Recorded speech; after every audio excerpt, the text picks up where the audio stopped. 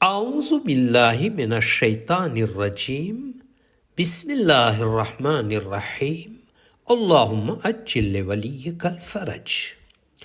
हज़रत अमीरुल मोमिनीन अली इब्न अबी तालिब अलैहिस्सलातु वस्सलाम नहजुल બલાગાની અંદર હિકમત નંબર 227માં જ્યારે આપને કોઈ ઈમાન વિશે સવાલ પૂછ્યો ત્યારે આપે ફરમાવ્યું કે ઈમાન એટલે દિલને દિલથી સમજવું, જેને અકીદો પણ કહેવાય છે, અને જે દિલમાં છે તેને જીભથી બયાન કરવું અને અવયવો થકી અમલ કરવું, જેનું નામ ઈમાન છે.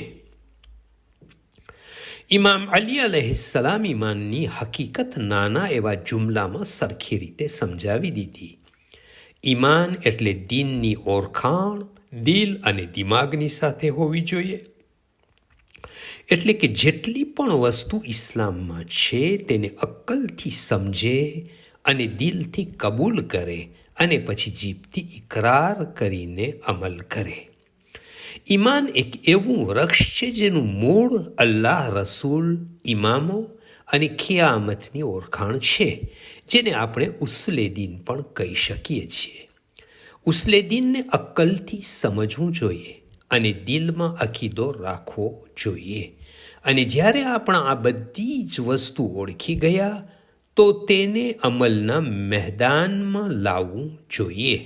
અને જો કોઈ અમલ કરવામાં એટલે નમાઝ, રોઝા, હજ, ઝકાત, ખુમ્સ વગેરે કરવામાં કોતાહી અને આળસ કરે તો તેના ઈમાનમાં ખોટ છે અને તેનું ઈમાન કમજોર છે. તો આ હદીસનો અર્થ એ થાય છે કે જે અમલ નથી કરતા તેની પાસે ઈમાન નથી, અથવા તે ઈમાનના દરજામાં ખૂબ જ નીચે છે, પછી ભલે તે દિલથી બધી વસ્તુઓ જાણતા હોય અને સમજતા પણ હોય.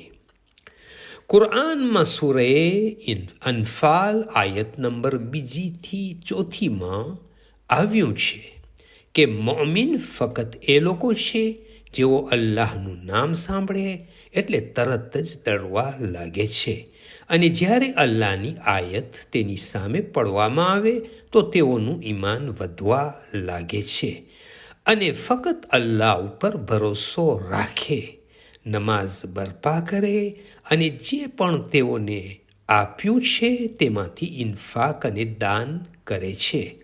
અને બેશક આ તે લોકો છે જેઓ ઈમાનદાર છે, અને આ લોકોનો દરજ્જો અલ્લાહ પાસે છે મગફિરત, ઇઝ્ઝત અને રોઝી થકી.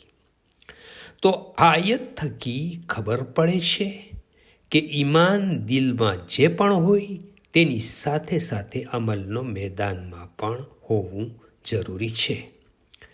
હદીસમાં ઈમાન વિશે બયાન થયું છે કે ઈમાન એટલે અલ્લાહના હુકમની પૈરવી કરવી અને અલ્લાહની નાફરમાની ન કરવી, એટલે દરેક નાના મોટા ગુનાહથી પોતાને બચાવે. ઇમામ જાફર સાદિક અલૈહિસ્સલામ ફરમાવે છે કે ઈમાનના 10 ભાગ છે. મિકદાદ 8મા ભાગમાં, અબુ ઝર 9મા ભાગમાં અને સલમાન 10મા ભાગમાં છે. اللهم صل على محمد وآل محمد وعجل فرجهم from Fountain of Ahlul Bayt عليهم السلام.